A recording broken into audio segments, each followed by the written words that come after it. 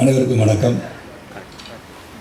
நான் ஏற்கனவே சற்று காலதாமதமாக இந்த விழா நிகழ்ச்சி துவங்கியதால் நான் மனு ஆனந்த் சொன்னாங்க, இந்த மாதிரி போயிட்டு ரொம்ப நேரம் பேசாதீங்க, ஜாஸ்தி நேரம் பேசுனா ஒரு 1 ஹவர் பேசுங்க, அதுக்கு மேலே டைம் எடுத்துக்காதீங்க, மற்றவங்க பேசணும்னு சொன்னார். நான் ஆரியாஸ் வெயிட்டிங் டு டாக் சொன்னார். ஏற்கனவே சார் ஸ்பீச்செலாம் எழுதியிருக்கேன், ஒரு 1.5 மணி நேரம் அதை பற்றி பேச போகிறேன்னு சொல்லியிருக்காரு. கௌதம் அதுக்கு மேலே எல்லாமே சொன்னனால I thought I'll cut my speech short.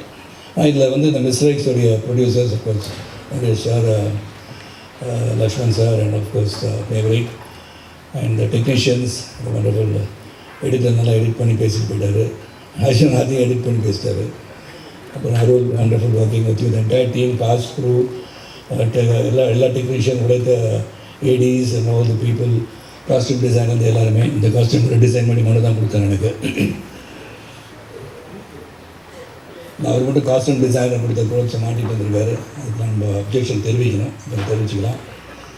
இந்த படம் April 17 ரிலீஸ் ஆகும் போது இந்த படத்தை பற்றி few words I like to say. ஏன்னா இது அவசியம் நினைக்கிறேன். இப்போ அவங்க பேர் தெரியல, அஃப்கோர்ஸ் ஃபாதர்ஸ் மிலிட்ரி ஆஃபீஸர்ஸ் சொன்னாங்க, really proud to be fighting for the country and be patriotic.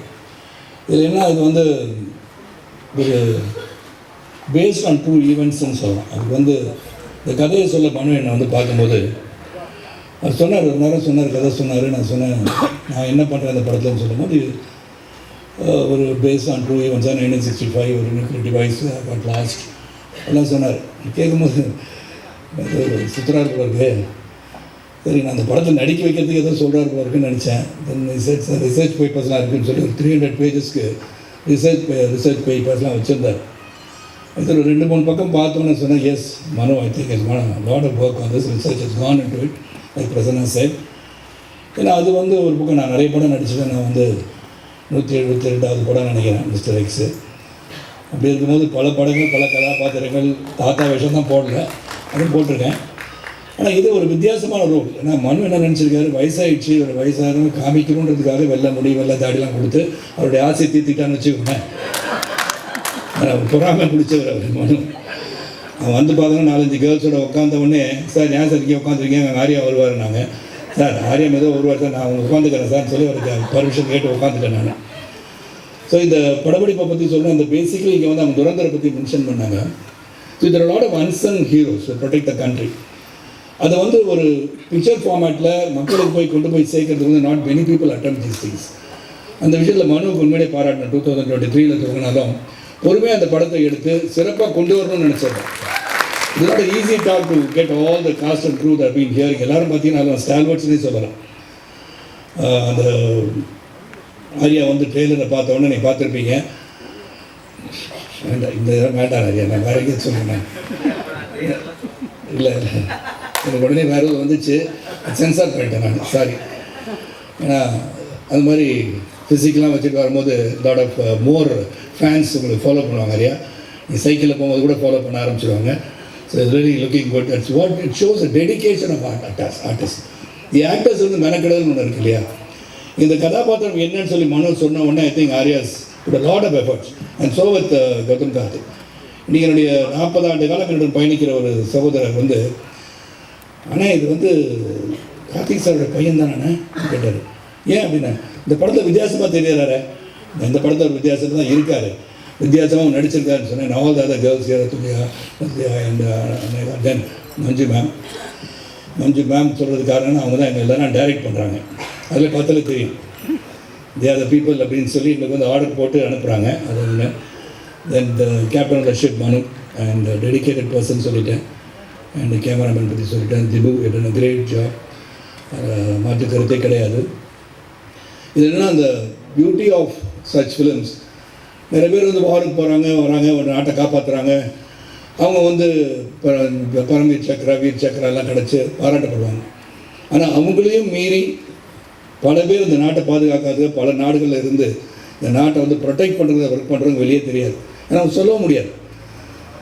There are people who gather intelligence, they try to see what is happening, என்ன நடக்க போகுது இந்தியாவிலேயே இல்லை மற்ற நாடுகளில் என்ன நடக்க போகுதுன்னு வந்து துல்லியமாக வந்து கணித்து அதை உலகத்துக்கு கொண்டு வந்து அவங்க கவர்மெண்ட்டுக்கு சொல்லக்கூடிய அளவில் இருந்தால் கூட சொந்த மனைவிக்கும் தான் யார் என்று சொல்ல முடியாத ஒரு சூழலில் ஒர்க் பண்ணுறவங்க தான் அன்சங் ஹீரோஸ்.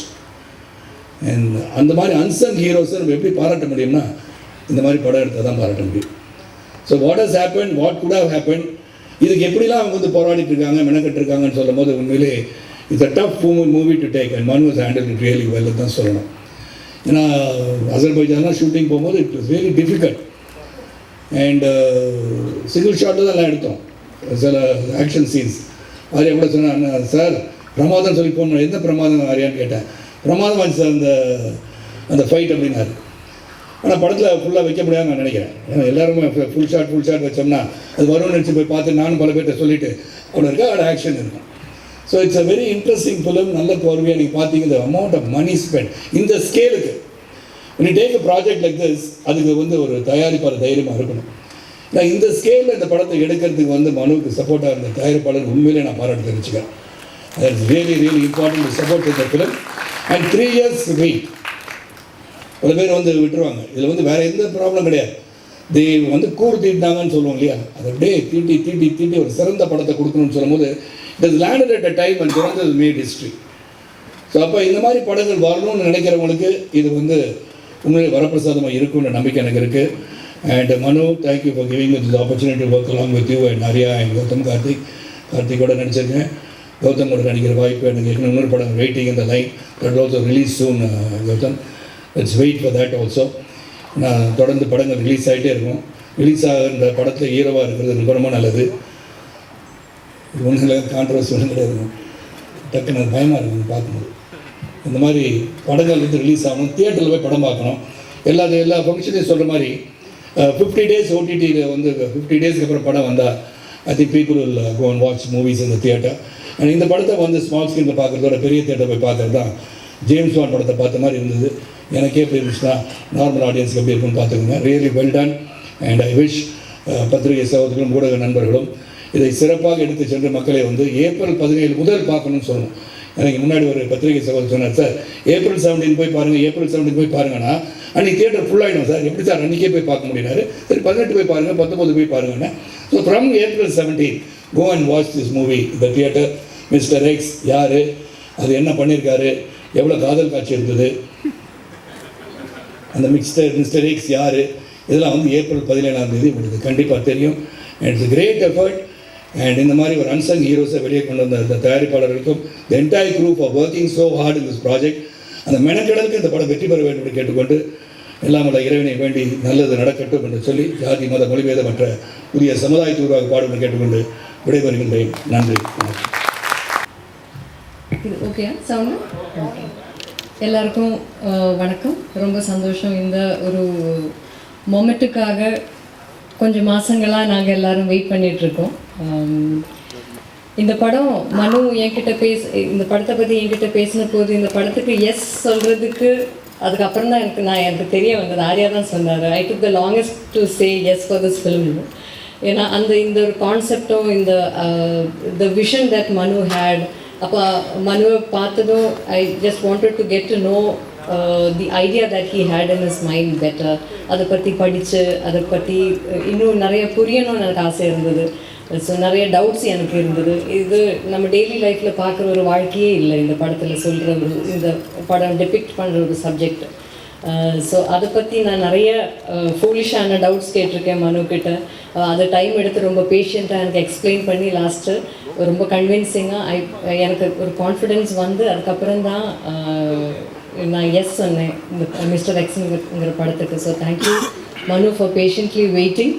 அண்ட் இந்த யூஸ்வலாக ஸ்பை ஃபிலிம்ஸ் நம்ம பார்த்துருக்கோம். ஆனால் நார்மலி ஸ்பை ஃபிலிம்ஸில் வரும்போது எப்போவுமே பெண் கதாபாத்திரங்களுக்கும் அந்த லீடுக்காக சப்போர்ட் ஆகிற மாதிரி அந்த மாதிரி இருக்கிற கேரக்டர்ஸ் தான் நிறைய நம்ம பார்த்துருக்கோம். அந்த மிஸ்டர் எக்ஸில் வந்து எனக்கு கிடச்சிருக்கிற பெரிய ஒரு I'm really lucky to have gotten to play this role. One of the key roles. இந்த படத்தில் இருக்கிற ஒவ்வொரு கேரக்டருக்கும் அவரோட ஆர்க் இருக்குது, லேயர்ஸ் இருக்குது, பேக் ஸ்டோரிஸ் இருக்குது. அவங்களோட இம்பார்ட்டன்ஸ் அண்ட் இன்ஃப்ளூயன்ஸ் வந்து இந்த படத்துக்கும் இந்த கதையிலையும் ரொம்ப பிரமாதமாக மனு எழுதியிருக்காரு.